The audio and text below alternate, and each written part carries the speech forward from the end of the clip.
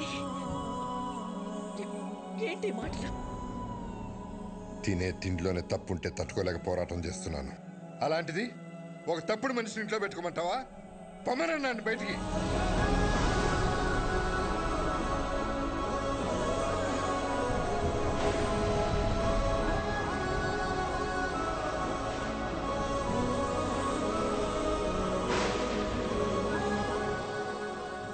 నేను ఎందుకు వెళ్ళాలి? నేను వెళ్ళని చెప్పండి.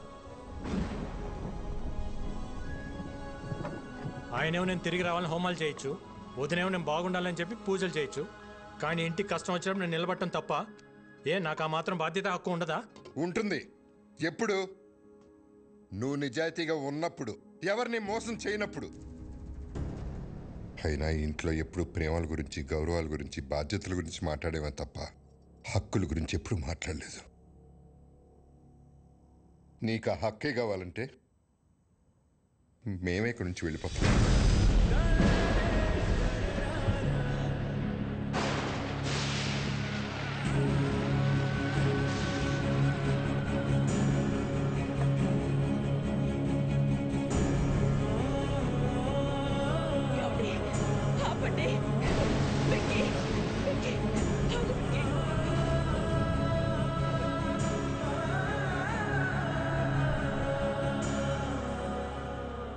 ఇన్ని రోజులు నేను ఇంట్లో ఉంటే అన్నయ్య సంతోషంగా ఉంటాడు అనుకున్నా. కానీ ఇంట్లో నుంచి వెళ్తేనే అన్నయ్య సంతోషంగా ఉంటాడంటే ఒక్క సెకండ్ కూడా ఉంటాను వదిన.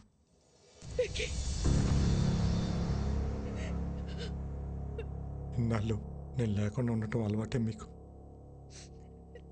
ఒంటరితనం నాకు అలవాటే.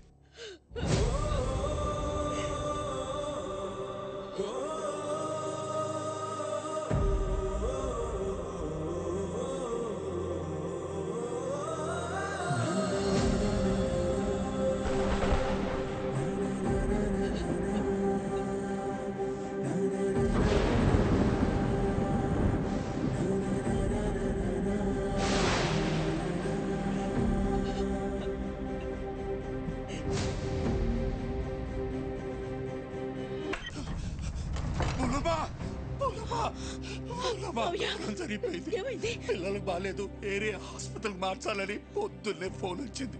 పెద్దోడు నేను కంగారుగా ఆడికెళ్ళాం. తీరా ఆడికెళ్ళేసరి పిల్లలు బాగానే ఉన్నారు. ఎవరు వాళ్ళని ఏరియా చోటుకు మార్చాలని ప్రయత్నిస్తున్నారు. పెద్దోడు నేను ఆపడానికి ప్రయత్నించు, కానీ మా వాళ్ళ కాలేదు. పిల్లలతో పాటు పెద్దోడిని కూడా తీసుకెళ్ళిపోయారు. భువనమ్మ, పెద్దోడిని ఆ చీకగాడు ఏం చేస్తాడో అన్న భయంగా ఉంది.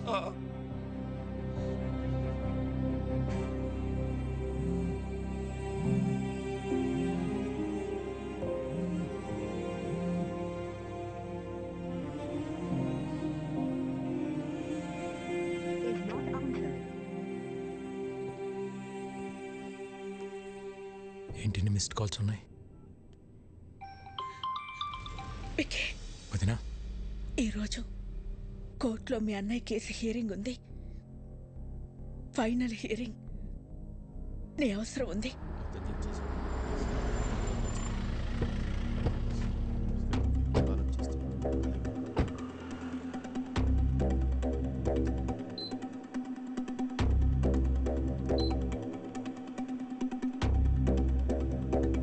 వదినా,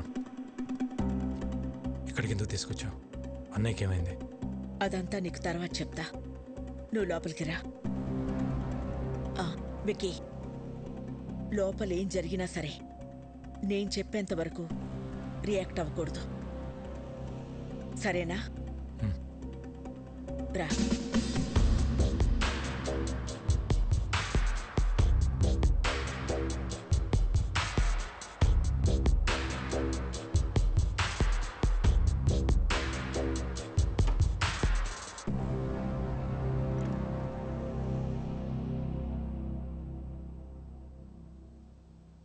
పాపారావు, మా ఆయన ఎక్కడున్నారు?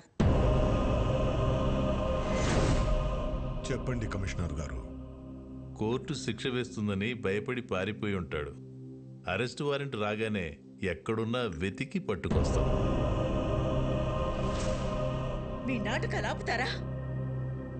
పిల్లల్ని అడ్డం పెట్టుకుని హాస్పిటల్కి పిలిపించింది బాబాయిని కొట్టి ఆయన్ని తీసుకెళ్ళింది జీకే కాదా? పోలీసులు అక్కడుండి కూడా రియాక్ట్ కాలేదంటే దాని వెనకున్నది మీరు కాదా?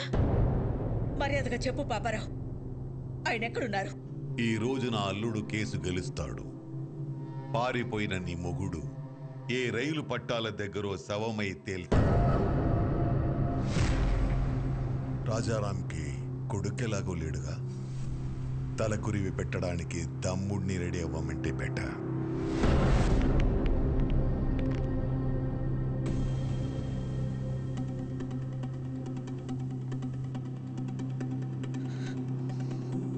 నువ్వేం చేస్తావో ఎలా చేస్తావో నాకు తెలీదు.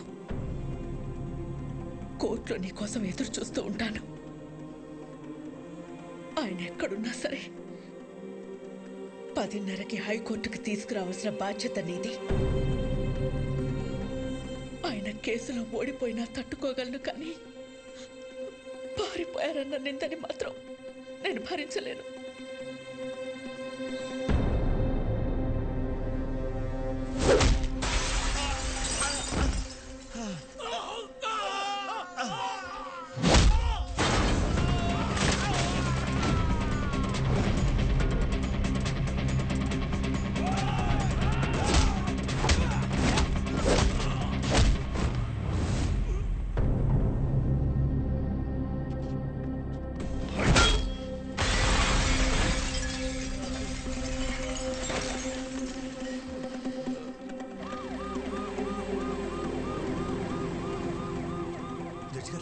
జడ్జి గారు వచ్చేసారమ్మా. రాజారాం గారు ఇంకా రాలేదు. నాకేదో భయంగా ఉంది. మీరు భయపడొద్దు, ఆయన వస్తారు. వాడు ఆయన్ని టైంకి తీసుకొస్తాడు.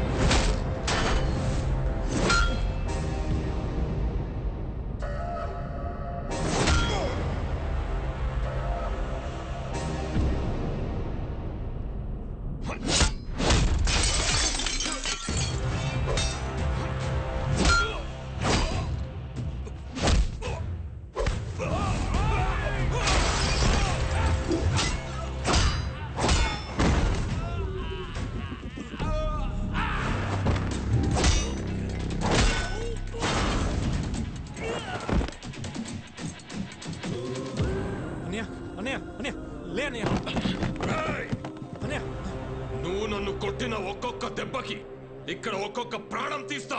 రారా,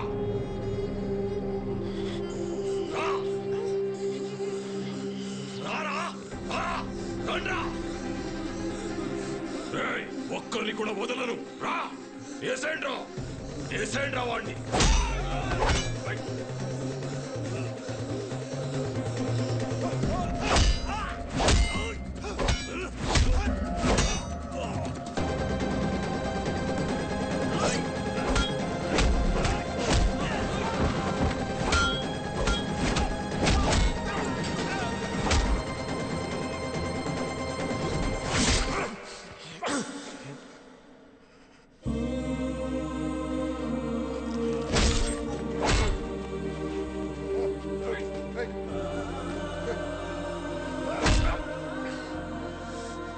లాయర్ గారు, రాజారాం కోసం వెయిట్ చేస్తున్నారా? ఎందుకండి టైం వేస్ట్? హలో మేడం, పారిపోయినాడు ఎక్కడి నుంచి వస్తాడు? వీళ్ళు ఓవర్ యాక్షన్. లాయర్ ఇప్పుడు కాపాడరా ఆ పిల్లల్ని, నీ అన్నయ్యని. నా ప్లాన్స్ కి ఎన్నిసార్లు ఎదురు దెబ్బ కొట్టావురా? మీ అన్న ఇంటి మీదకు బీహారులను పంపిస్తే వాళ్ళని పరిగెత్తించి కొట్టావు.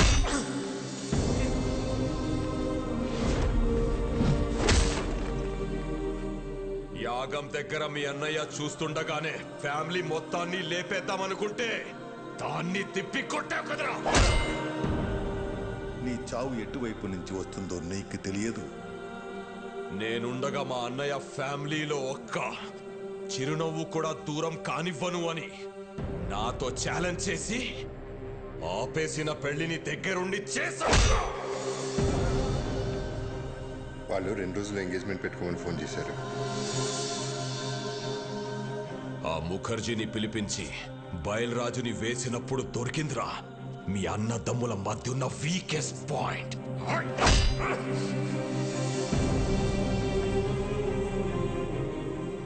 కాపాడరా, ఇప్పుడు కాపాడు. మీ అన్నని కాపాడడానికి వచ్చావు కదరా, ఇప్పుడు నిన్నెవడు కాపాడతాడ్రా?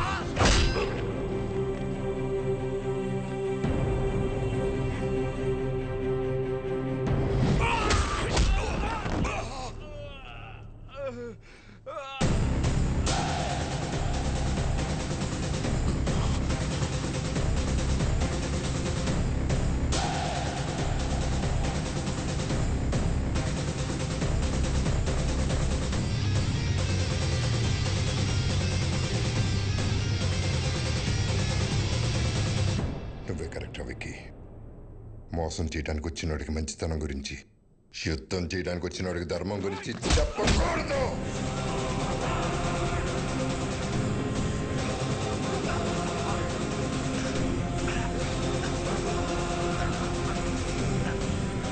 పిల్లల్ని చంపేస్తారా?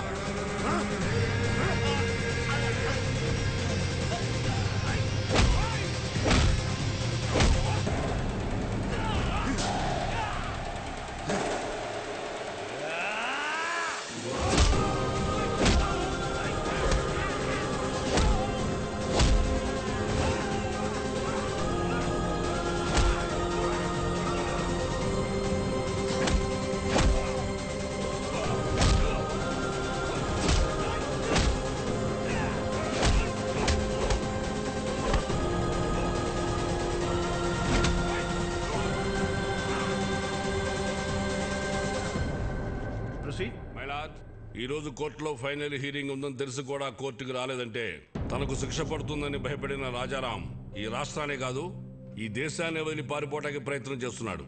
హలో, రాజారాం ఇంక రాడమ్మా, పారిపోయాడు. ఇంకా నువ్వు బ్రేకింగ్ న్యూస్ ఇచ్చుకో.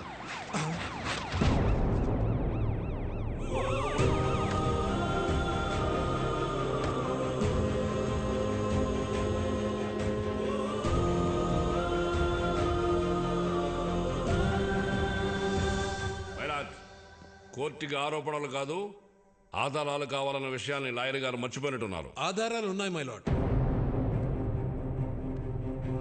దానికి సంబంధించిన సాక్ష్యాధారాలన్నీ ఇందులో ఉన్నాయి. నా పేరు బయలురాజ్ సార్.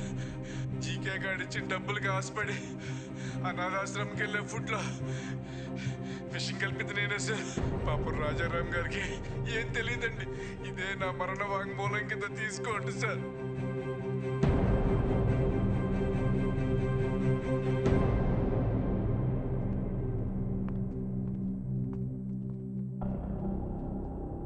మై లార్డ్, నా పేరు మహేష్. జీకే ఫుడ్ కంపెనీలో నేను ఫుడ్ సైంటిస్ట్గా పనిచేశాను. ఆ ప్రాసెసింగ్ యూనిట్ నుంచి వచ్చే ప్రతి ఒక్క ప్రోడక్ట్ కల్తీయే. ఆ ఫుడ్ ప్రోడక్ట్స్లో కలుపుతున్న కలరింగ్ ఏజెంట్ కూడా కల్తీ. వీటన్నిటి గురించి నేను ఒక రిపోర్ట్ తయారు చేసి ల్యాబ్కు టెస్టింగ్కి పంపిస్తే ఆ రిపోర్ట్స్ని కూడా మ్యానిపులేట్ చేశారు. వాళ్ళని వీళ్ళే బెదిరించి కంట్రోల్ చేస్తున్నారు మై లార్డ్. అంతేకాకుండా నన్ను నా ఫ్యామిలీని చంపుతామని బెదిరించారు మై లార్డ్. మై లార్డ్, ఇదంతా నా ప్రాపర్టీ కాపాడుకోవడం కోసం, షేర్ వాల్యూ పెంచుకోవడం కోసం, నా బ్రాండ్ ఇమేజ్ పెంచుకోవడం కోసమో చేయట్లేదు. మన కోసం, మన పిల్లల కోసం, రాబోయే జనరేషన్ కోసం ఈ ఫైట్ చేస్తున్నాను. నాకు అలా అనిపించట్లేదు రానారు. ఈ రాజారాం గారు తన కాంపిటీటర్స్ అయిన జీకే గారి మీద పర్సనల్ రెవెంజ్ తీర్చుకుంటున్నట్టుంది. ఏంటి సార్ పర్సనల్? జీకే ఫుడ్స్ తిన్నందుకు 100 మంది పిల్లలు క్యాన్సర్ బారిన పట్టడం పర్సనలా, లేక ప్రశ్నించడం పర్సనలా? మిస్టర్, మీరేమైనా చెప్పాలనుకుంటే బోన్లోకి వచ్చి చెప్పండి.